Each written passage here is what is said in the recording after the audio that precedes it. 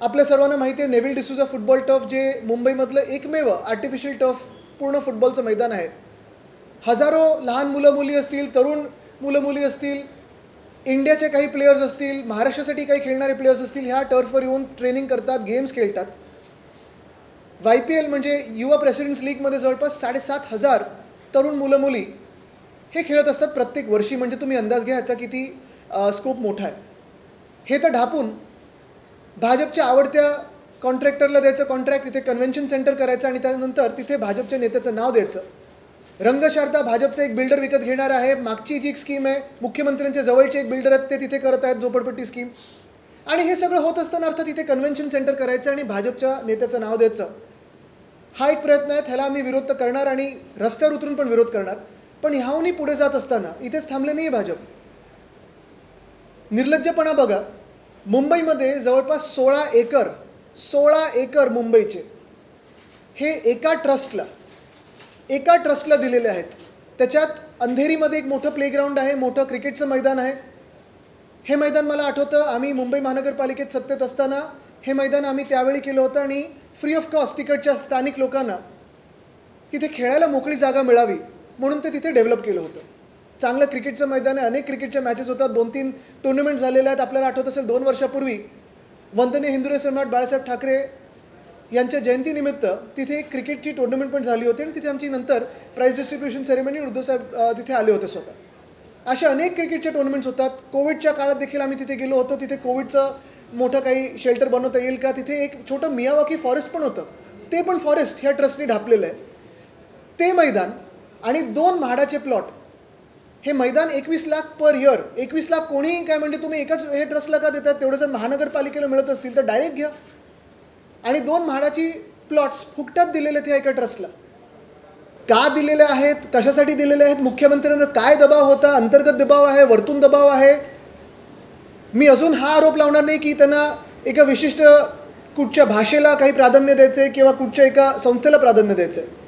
पण मुंबईची मोकळी मैदानं मुंबईकरांच्या हातातून घेऊन खेचून घेऊन ढापायची आणि भाजपच्या आमदाराला द्यायची, हे जे धोरण मुख्यमंत्र्यांनी राबवलेलं आहे त्याला आम्ही कडाडून विरोध करणार. दुर्दैव असं जी आत्ता पाठी लागलेली आहे, आज कुठच्या तरी पेपरमध्ये वाचलं, आत्तापर्यंत ही मैदान जी मोकळी होती ह्याच संस्थेने लावलेले ट्रेसपासर्स विल बी प्रॉसिक्युटेड. मुंबईकर हे ट्रेसपासर झालेत. जी मैदानं मोकळी होती, मुंबईसाठी होती, तिथे आता मुंबईकरांना जायला तुम्ही बंदी लावलेली आहे. म्हणजे जसं ब्रिटिशर्सच्या काळात होतं की इंडियन्स नॉट अलाउड, तसं ही संस्था आता मुंबईकर नॉट अलाउड असं आता पाट्या लावणार आहे का? आणि एका बाजूला अदानी हे मुंबई खात चाललेले आहेत. माईक आज दिसत नाही त्यांचा, ठीक आहे बोलू शकतो आहे, ठीक आहे सॉरी, पण तुम्हाला सॉरी त्यांना नाही.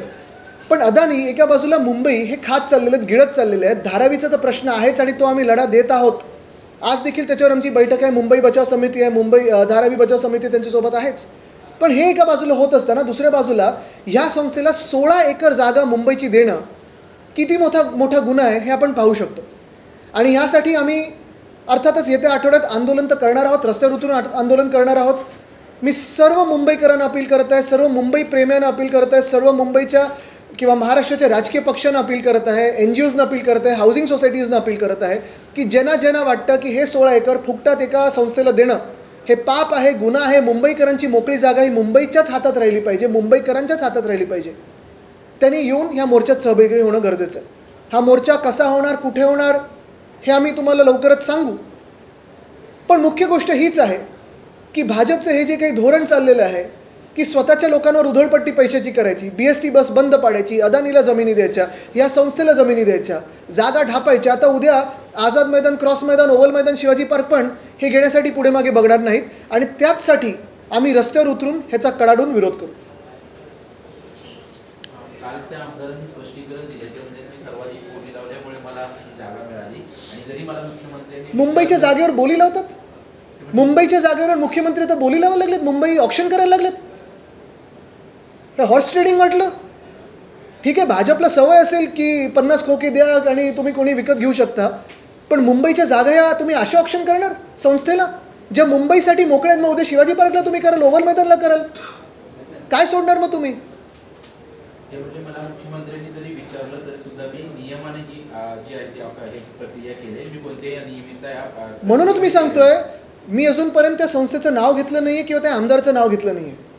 कारण आमचं भांडण त्यांच्याशी नाही आहे. आमचं भांडण या प्रक्रियेशी आहे, ह्या राजवटीशी आहे, ह्या शासनाशी आहे, ज्यांनी बोली लावली ह्या मुंबईच्या जी काही जागा आहे त्याच्यावर. 16 एकर तुम्ही देता, ऑक्शन करता. ऑक्शन ठीक आहे, तुम्ही एका वेळी वेगळं करू शकता, पण मोकळी मैदानं, आता अनेक मैदानं अशी झालेली आहेत. तुम्ही अजून एक आम्ही इथं मोहीम हाती घेतलेली आहे. सगळ्या शाखाप्रमुखांना आम्ही सांगत आहोत की अनेक वॉर्ड्समध्ये काही शाळेंनी किंवा असं काही दाखवून किंवा काही संस्थांनी ग्राउंड घेतलेली आहे, टर्फ टाकलेलं आहे आणि आता सामान्य नागरिकांना तिथे येणंच बंद केलेलं आहे. आपल्याला आठवत असेल, आमच्या वेळी जेव्हा आमचं सरकार होतं मुंबई महानगरपालिकेत, आमचं धोरण स्पष्ट होतं की सकाळी 5 ते 9 आणि संध्याकाळी 5 ते 9 सामान्य नागरिकांना, मुंबईकरांना ती जागा फ्री ऑफ कॉस्ट वापरायला, मग त्यांच्या एक्सरसाइजसाठी, वॉकिंगसाठी, जॉगिंगसाठी, योगासाठी ही दिली गेलीच पाहिजेत. ही मुंबईची मोकळी मैदान आहेत. अर्थात तिकडचे खासदार पण काही स्थानिक बोलणारच नाहीत, कारण त्यांच्या पण क्लबचा विषय आहे, त्याच्यासाठीच ते तिथे गेलेले आहे. तो पण आम्ही विषय विसरलो नाही आहे. ते अंधेरी जूच्या आसपासचे जे खासदार आहेत तिकडचे. सर, मोहन भागवत जेन अल्फांशी संवाद साधतायत जिओमध्ये आणि नव्या पिढीशी संवाद साधला जायला हवा. जंतर मंतरवर जेव्हा आंदोलन सुरू होतं तेव्हा सुद्धा हा कानमंत्र त्यांनी दिलेला होता. फायदा होईल यामुळे भाजप आणि संघाचा हा जो ट्रेंड. काय ज्यांना मंत्र दिले कानात, ते कानात बोळे घालून बसलेत भाजपवाले. ते कुठे ऐकतात? लाठीचार्ज करताना, टिअर गॅसच्या सामोरे जाताना, AK-47 झेलताना ही सगळी कानमंत्र कुठे होती? जरांगे पाटलांनी एक आरोप केला की एकनाथ शिंदे यांनी आमच्यासोबत डबल गेम केला. आता शिंदेंकडे बघा, एकनाथ शिंदेंकडे दिसतात कसे डबल गेम करतात. तर तुम्ही आता बघता 4 वर्ष जे काही झालेलं आहे, खरं तर आपण पाहिलं असेल नुसतं फसवाफसवीचा कार्यक्रम हा मिंदेंनी सगळीकडे केलेला आहे. असो, त्याच्यावर खूप काही बोलण्यासारखं असलं तरी मी आपल्याला परत एकदा मुंबईच्या मोकळ्या मैदानावर आणेन, कारण आज हा फार मोठा विषय आहे आणि आता मुंबई शांत बसणार नाही. काल सुनावणीचा पहिला टप्पा बऱ्यापैकी पार पडला. कपिल सिब्बलांनी ज्या पद्धतीने मुद्दे मांडले की विधिमंडळ गट वेगळा आणि पक्ष वेगळा आहे. आज पुन्हा एकदा सुनावणी आहे, काय अपेक्षा आहेत आणि आज थोडं 2 नंतर बोलूया आपण. सुनावणी होऊन जाऊ द्या, पण आज परत तुम्हाला मोकळी मैदानं, सब मैदान नाही आहे. किती किंमत असेल या सगळ्या जमिनींची? एक घोबळ. एक तर आपल्याला अंदाज द्यायचा म्हणजे जर 16 एकर मुंबईत घ्यायचे झाले तर तुम्ही खरोखर मुंबईत 16 एकर घेऊ शकता का एवढे इझिली? म्हणजे 2 म्हाडाचे प्लॉट फुकटात मिळालेत.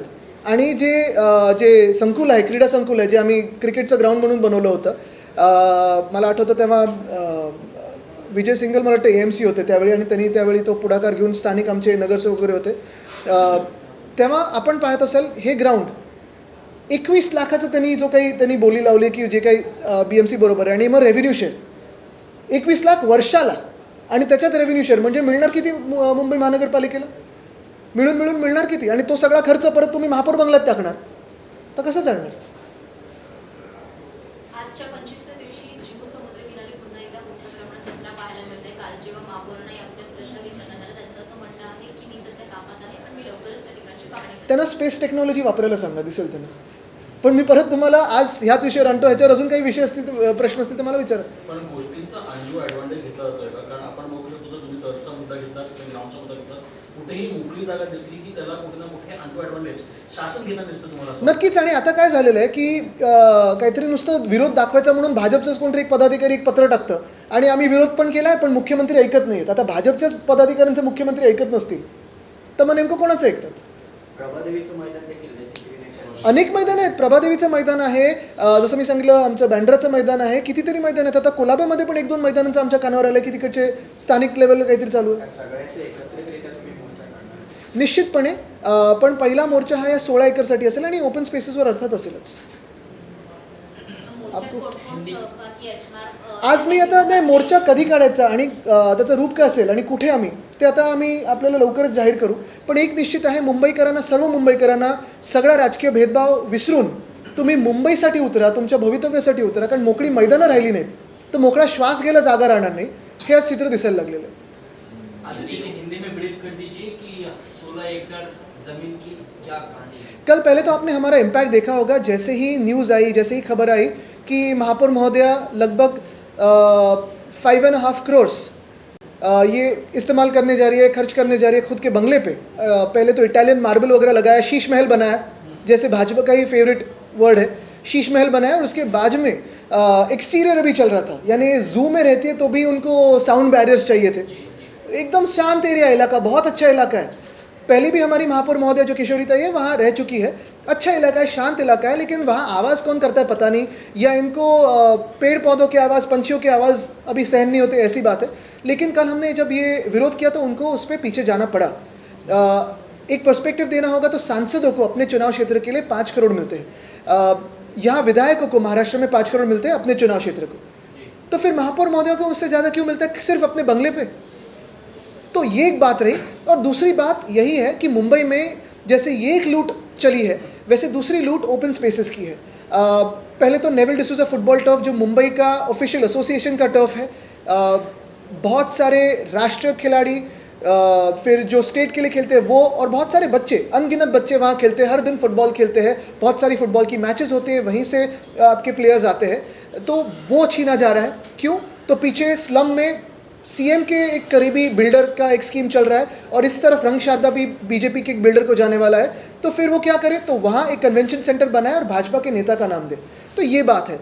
दूसरी बात अगर आप देखें तो मुंबई में लगभग 16 एकड़ एक ट्रस्ट को दिया जा रहा है, 16 एकड़ ओपन स्पेस।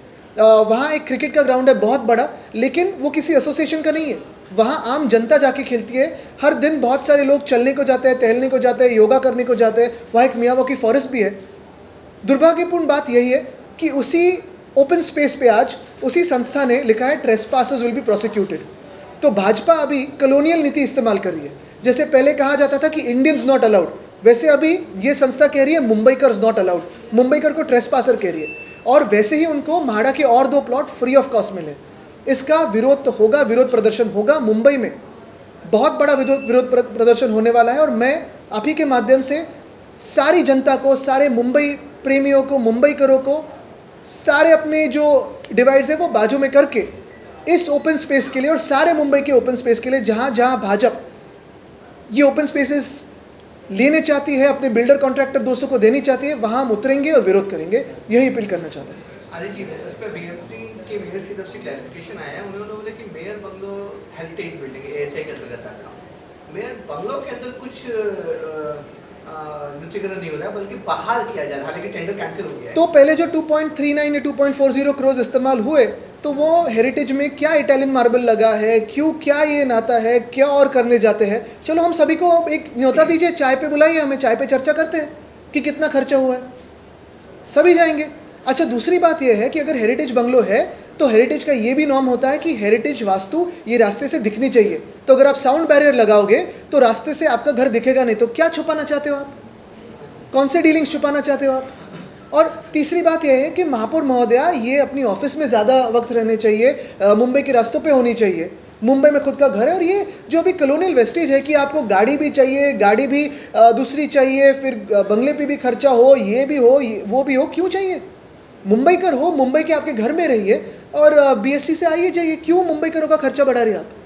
आज शाम में मोहन भागवत मुंबई में हैं और इस दौरान कई छात्रों से वो बातचीत करेंगे, संवाद करेंगे। कह रहे हैं कि कल मैंने इस पर बहुत डिटेल्ड एक उत्तर दिया है और वो आप सभी ने दिखाया है। और मैंने आज कहीं और भी देखा, पोस्टर्स भी लगे हुए कि I am Gen Z but respect me, I am Gen Z but don't do lathicharge on me, ये भी दिखने लगे आजकल। तो ये भी एक भावना लोगों में है कि क्या जेनजी को ऐसे ट्रीट किया जाए। और सिर्फ जेनजी नहीं, देश का कोई भी इंसान हो जो न्याय मांग रहा हो, पीसफुली आ रहा हो, क्या उस पर लाठी बरसाई जाए, जिस पे कीले लगाए, क्या उस पर टीयर गैस फेंका जाए, क्या उस पर AK-47 चलाई जाए, क्या इलेक्ट्रिक टेजर गन और मेटल पैलेट नेशनल कैपिटल में चलाया जाए, क्या उनको दहशतवादी कहा जाए। युवाओं के सवाल पूछने में ये सत्ताधारी जो है ये पूरी तरह से असफल रहे, क्या इसलिए अब आरएसएस प्रमुख को खुद मैदान में उतरकर उनसे संवाद साधने की कोशिश कर रही है? नहीं, सरकार कौन चला रहा है, सरकार तो भाजपा चला रही है जो युवा विरोधी है। आप देख रहे हो जैसे बहुत सारे युवाओं को और युवतियों को ट्रोल किया गया, उनकी कंपैरिजन की गई, 15 साल की एक स्टूडेंट से माफ़ी मंगवाई, कि यही युवा धोरण है इनका। आदित्य जी, मेटा के अधिकारी आज दूसरे दिन जो है वो केंद्रीय मंत्री जो उनका एक डेलीगेशन उससे मिल रहा है, ये कहा गया है कि खुद मार्क जुकरबर्ग की तरफ से माफी मांगी गई है डीप फेक वीडियो के मामले में, और प्रधानमंत्री का जो वीडियो हटाया गया था उस पूरे नहीं, मैं तो पहले बार कहना चाहता हूँ कि जो भाजपा का एजेंडा था 2014 का और 2019 का, यही पहले डीप फेक था। अच्छे दिन आने वाले हैं, यही पहले डीप फेक बात थी। कहाँ है अच्छे दिन? $1 ट्रिलियन इकोनॉमी हम बनने वाले थे 2022 तक, हर एक को घर मिलने वाला था 2022 तक, हर घर नल जल क्या था वो 2022 तक, Khelo India, hit India, fit India, smart city, ये सब डीप फेक है। और अगर आप देखें तो बहुत सारे लोग जो आज खुद को भाजपा ही कहते हैं, 2/3 तो बाहर के लोग हैं जिन पे आरोप लगे हुए हैं, फिर वो कहीं के मुख्यमंत्री हो, कहीं के DCM हो, कहीं के सांसद हो, उन पे बहुत सारे लोगों ने, स्वयं प्रधानमंत्री महोदय ने लेके बहुत सारे कार्यकर्ताओं ने उन पे आरोप लगाए थे भ्रष्टाचार के। आज कुछ को वो भाजपा ही कहते हैं, वो भी डीप फेक है। लेकिन एक बात इसमें गहराई की है, और ये आप सभी ने जाननी चाहिए कि अगर आज एक फ्री स्पीच के प्लेटफॉर्म को, भले वो X हो या मेटा हो या कोई भी हो, अगर बुलाया जा रहा है सरकार की तरफ से और कह रहे हैं कि माफ़ी मांगो और ये करो, वो मत करो, वो करो, वो मत करो, आज इसको बंद कर रहे हैं, यानी जो फ्रीडम ऑफ स्पीच है उसको बंद कर रहे हैं। दूसरे किसी भी विकसित और लोकतांत्रिक देश में ऐसे होता नहीं है। कल आपको भी वैसे ही बंद करेंगे।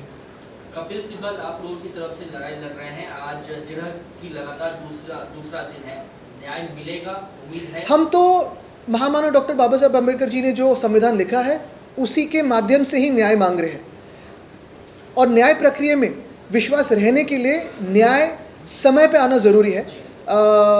क्योंकि ये सिर्फ हमारी बात नहीं, ये सिर्फ एक पार्टी की बात नहीं है, बहुत सारे पार्टियों की बात है। हमारे बाद TMC हो, NCP हो, आम आदमी पार्टी हो, इनको भी तोड़ा गया।